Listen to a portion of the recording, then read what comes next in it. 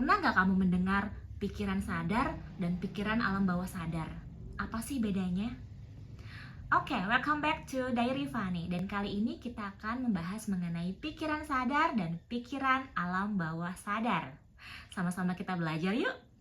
Well, let's get started. Nah, jadi pikiran sadar itu dan pikiran alam bawah sadar itu membantu kita memahami cara kerja otak dalam memproses informasi dan juga mempengaruhi tindakan serta perasaan kita.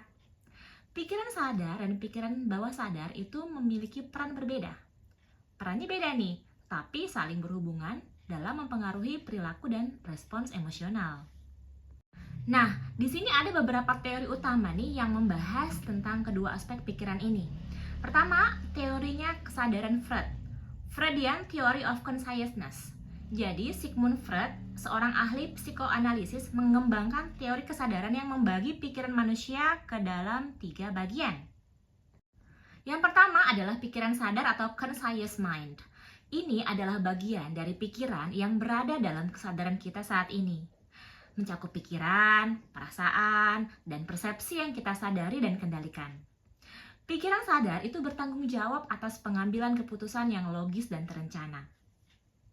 Yang kedua adalah prakesadaran atau preconscious mind, merupakan informasi yang tidak kita sadari setiap saat, tetapi dapat diakses dengan mudah, seperti ingatan atau pengetahuan umum.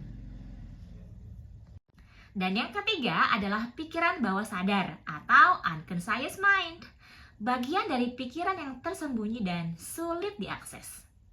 Menurut Freud, ini adalah tempat penyimpanan keinginan, trauma, dan konflik emosional yang ditekan.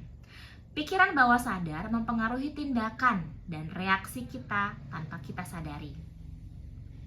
Jadi, Freud menganggap bahwa pikiran bawah sadar memainkan peran penting dalam membentuk perilaku, terutama melalui mekanisme pertahanan diri seperti represi, proyeksi, dan sublimasi. Baiklah, yang kedua adalah teori dual process model atau model proses ganda. Model proses ganda membagi pikiran menjadi 2 sistem. Yang pertama sistem pertama dan yang kedua sistem kedua. Sistem yang pertama, proses bawah sadar, cepat, otomatis, dan intuitif. Sistem ini bekerja di luar kesadaran penuh kita dan bertanggung jawab atas reaksi cepat terhadap perangsangan atau situasi. Sistem 1 mencakup reaksi emosional, refleks, dan intuisi, dan sangat berperan dalam proses pengambilan keputusan yang tepat.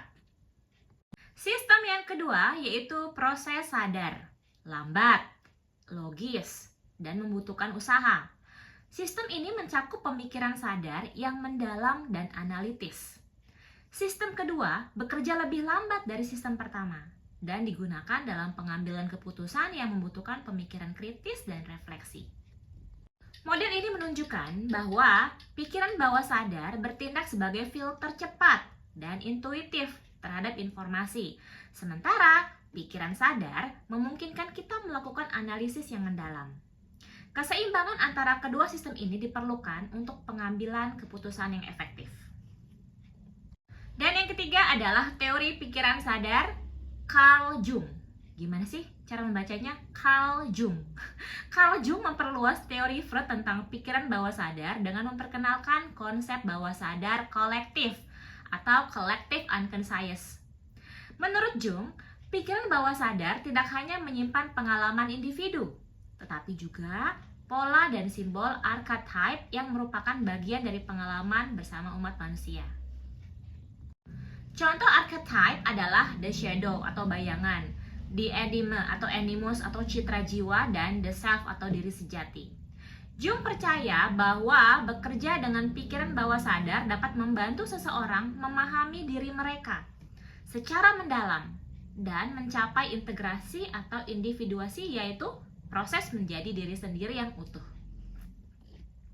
Dan menurut Jung, simbol-simbol yang muncul dalam mimpi dan fantasi dapat menjadi jendela untuk mengakses pikiran bawah sadar dan menjelajahi konflik internal serta potensi spiritual.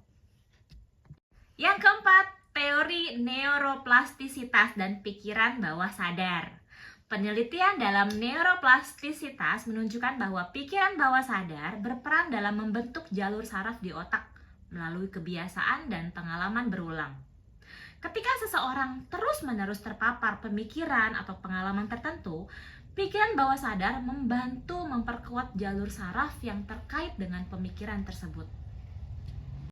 Dan proses ini menunjukkan bahwa pola perilaku dan reaksi emosional yang berulang dapat diprogram oleh pikiran bawah sadar melalui pengulangan atau repetisi. Misalnya, seseorang yang sering mengalami stres dapat mengembangkan respons bawah sadar terhadap stres melalui jalur saraf yang kuat.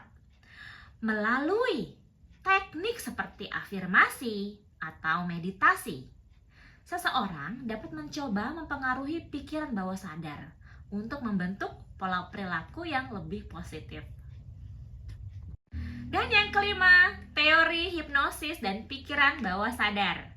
Hipnosis adalah teknik yang digunakan untuk mengakses pikiran bawah sadar dan melakukan reprogramming pada pola pikir atau kebiasaan tertentu. Dalam hipnosis, seseorang yang berada dalam kondisi relaksasi yang dalam yang memungkinkan pikiran bawah sadar lebih mudah menerima saran. Hipnosis sering digunakan untuk mengatasi fobia, kebiasaan buruk, atau trauma. Menurut teori ini, hipnosis memungkinkan seseorang untuk menembus mekanisme pertahanan pikiran sadar, sehingga saran positif dapat ditanamkan langsung ke dalam pikiran bawah sadar. Hipnosis membantu mempengaruhi pemikiran yang mendalam dan bawah sadar, sehingga membantu individu mengubah kebiasaan atau persepsi mereka secara efektif. Yang keenam, teori meditasi dan pikiran bawah sadar. Meditasi adalah teknik untuk meningkatkan kesadaran diri yang memungkinkan seseorang mengamati pikiran dan emosi mereka tanpa penilaian. Melalui meditasi, seseorang dapat mengakses dan menyadari pola pikir atau perasaan yang tersembunyi di bawah sadar. Meditasi mindfulness misalnya, bertujuan untuk membantu seseorang menerima pikiran dan emosi tanpa terjebak dalam pola pikir negatif. Menurut teori ini, meditasi membantu memunculkan pikiran yang sebelumnya terpendam dan memungkinkan seseorang untuk mengatasi konflik batin atau trauma yang belum terselesaikan. Meditasi yang konsisten juga memperkuat kemampuan otak untuk merespons situasi dengan cara yang lebih seimbang, mengurangi dampak dari pikiran bawah sadar yang negatif. Yang ketujuh, teori psikologi positif dan afirmasi. Psikologi positif memanfaatkan afirmasi dan teknik mental lainnya untuk bekerja dengan pikiran bawah sadar guna menciptakan pola pikir yang lebih positif. Afirmasi adalah pernyataan positif yang diulang-ulang secara konsisten dengan tujuan untuk mengubah keyakinan negatif di dalam pikiran bawah sadar menjadi pola pikir yang lebih mendukung. Misalnya, afirmasi seperti "saya mampu dan layak" dapat membantu mengubah pola bawah sadar yang merasa tidak berharga atau takut gagal. Nah, dengan pengulangan, afirmasi dapat memperkuat jalur saraf di otak yang mendukung pola pikir positif, yang mengarah pada peningkatan kepercayaan diri dan motivasi. Nah, sekarang apa sih manfaat dan praktek mengakses pikiran bawah sadar? Yang pertama adalah pengembangan diri. Menyadari dan bekerja dengan pikiran bawah sadar itu dapat membantu seseorang mengatasi kebiasaan buruk, fobia atau konflik emosional yang mendalam. Yang kedua, perubahan pola pikir. Dengan afirmasi atau hipnosis, seseorang dapat membentuk pola pikir yang lebih positif dan memberdayakan. Yang ketiga adalah penguatan kesehatan mental. Mengatasi trauma atau konflik batin yang tersimpan di bawah sadar dapat mengurangi kecemasan dan depresi. Dan yang keempat, peningkatan kreativitas dan intuisi. Pikiran bawah sadar seringkali menjadi sumber ide kreatif dan intuisi yang muncul dalam mimpi atau inspirasi mendadak. Nah, teori-teori ini memberikan wawasan tentang bagaimana pikiran sadar dan bawah sadar itu saling berhubungan. Dan dengan latihan, seseorang dapat mempengaruhi pikiran bawah sadar mereka untuk mencapai kesehatan mental yang lebih baik dan potensi diri yang lebih besar. channelnya Diary Fanny dan sampai ketemu di video berikutnya. Bye!